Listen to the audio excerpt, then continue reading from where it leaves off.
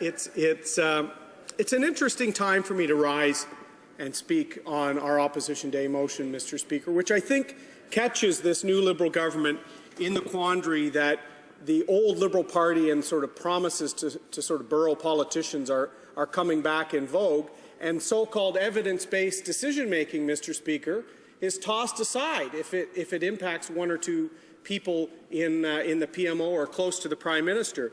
I stand today, and I'm going to be splitting my time with the member for Carleton, but I stand today in an interesting perspective. This has to do with Toronto Island or Billy Bishop Airport and Bombardier. And I have personal experiences with both, Mr. Speaker, much like the last speaker who didn't talk at length about her experience both with the Air Force and with Bombardier in particular. But my first landings at Billy Bishop, Mr. Speaker, was with the RCAF, with the military, which has long used Toronto Island as a search and rescue stopping point. So I've landed both there with a C-130 Hercules crew and then with my Sea King crew, Mr. Speaker, at Toronto Island. Interestingly enough, the CT-142, the modified Dash 8 flown by the RCAF for navigation training in Winnipeg, Mr. Speaker, was a de Havilland aircraft, later Bombardier aircraft, that became a pillar of that company and their production and their worldwide reputation, Mr. Speaker.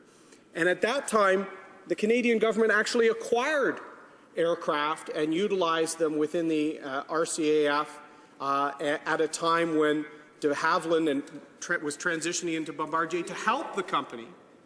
But today we're actually looking at a situation where the government is allowing politics to interfere with a private sector sale that would help the company of Bombardier, Mr. Speaker. And that's troubling. So I'm going to be speaking on both aspects of this Opposition Day motion today. And as an MP in the Greater Toronto Area and as a lawyer that, after my Air Force career, practiced law in Toronto, both in North York and downtown on Bay Street, I used Porter Airlines the second week it was operating. I know the member from Spadina, Fort York, was hoping that was its last week of operation, and the second week, but it actually flourished, Mr. Speaker. That first flight I took to Montreal for business had about 5 people on the airline, but their exceptional service and attention to detail led that airport to expand and the airline to expand, Mr. Speaker, and other partners using Billy Bishop as well, based on its function and its ease, taking people off the highways, allowing people to use public transit to get to an airport much more frequently than they're using the new Union Pearson Express, Mr. Speaker. And the Q400 that became the linchpin of the Porter Airlines fleet became the standard, and an aircraft that not just sustained jobs in Montreal and the success of Bombardier, Mr. Speaker, but the aircraft was assembled in Toronto. And I'm very proud that a lot of constituents from Durham work on that line in Toronto, Mr. Speaker. It's a significant employer in the GTA, high-paid, highly skilled people working on that world-class line at Downsview, Mr. Speaker, including an old friend of mine, Jeff Layard from Bowmanville, who's one of the lead engineers with Bombardier, Mr. Speaker. So we're very proud that that successful aircraft and its private sector partner were allowed to thrive and then have sales around the world. We're now in a position that the C-Series is the next Q400, the next aircraft that Bombardier is on the cusp of unleashing around the world to new customers with its fuel efficiency, with its silent operation, with its ability to land at fairly smaller airports and smaller runways, Mr. Speaker. It's a versatile aircraft that is best in its class. And Porter Airlines sees the ability for the next stage of its growth to allow more opportunity, more consumer choice for the millions of people that live in the GTA and use Billy Bishop. I've taken Billy Bishop, Mr. Speaker, without ever having put a car on the highway. And you would think a lot of members, particularly my friend from Spadina, Fort York, would like that fact. Hopping on the GO train from 70 kilometers away, getting into the city, taking a shuttle, and taking off out of Porter without ever getting on a 400 series highway, Mr. Speaker. When I was a lawyer with Procter & Gamble in North York, I used to take the TTC subway Young Line to catch my flight at Porter. It's a remarkably versatile airport and airline that with the C-Series would be able to do even more. So, Mr. Speaker, this motion here today is to highlight that after 100 days, not even 100 days, the politics of the old Liberal Party is back, and the quid pro quo for a few members of that caucus will actually hold back something that is in the public interest for wider Southern Ontario and for our aerospace industry, Mr. Speaker. We have a situation that a government that likes to talk a lot about evidence-based decision-making issued their decision with respect to Billy Bishop with a tweet, Mr. Speaker.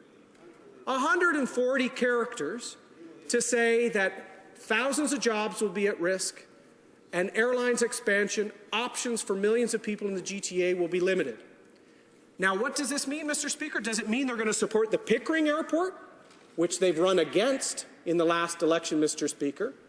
But at least for the decision related to the Pickering Airport, we had Transport Canada do a volume assessment study, Mr. Speaker, not just looking at Pearson, looking at Hamilton, John Munro, one of their former colleagues, it's named after him, Kitchener-Waterloo, Toronto Island, Billy Bishop, Mr. Speaker, and whether there would be a Pickering in the future. So if you're going to make an evidence-based decision, where is the study on impacting and lowering the growth at Toronto Centre? How will that impact Pearson? How will that impact Pickering? Will it make the Pickering Airport larger? Maybe the MP from Pickering-Uxbridge can answer that to the House.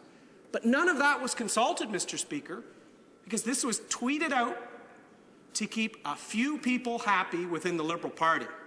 And let's not fool ourselves to say this wasn't done for the narrow interests of a few, Mr. Speaker. And the second aspect of this, the government, while making this political decision for the few, the insiders, is potentially hampering the growth of our aerospace industry, Mr. Speaker. The irony, the government is weighing a $1 billion bailout for Bombardier, but blocking a private sector sale. It's ludicrous, Mr. Speaker. Here is a private sector company that doesn't want assistance with acquiring the C-Series aircraft. In fact, it wants to acquire it because it's the best in the world for the operation they need, Mr. Speaker. They want to purchase it, but the government's decision for a few insiders is limiting that sale and hampering Bombardier's ability to get the first number of sales out the door. The Minister of Transport likes to talk a lot about Air Canada's interest. That's great. But we know that a number of customers are needed to get the production line and the values for that aircraft in place. So what we have here is political interference for a few people impacting thousands of jobs. This at a time, Mr. Speaker, and I said this to my colleague from Aurora, from the former Air Force officer herself, Mr. Speaker, Lockheed Martin, Pratt & Whitney, Bell, Bombardier. Our aerospace industry is worried. Political decisions about cancelling the F-35, Mr. Speaker, the look that we're back to a decade of darkness for the military, Mr. Speaker, with the withdrawal of our modest mission of fighting ISIL, all these indications are making these global aerospace providers look twice at investments in Canada.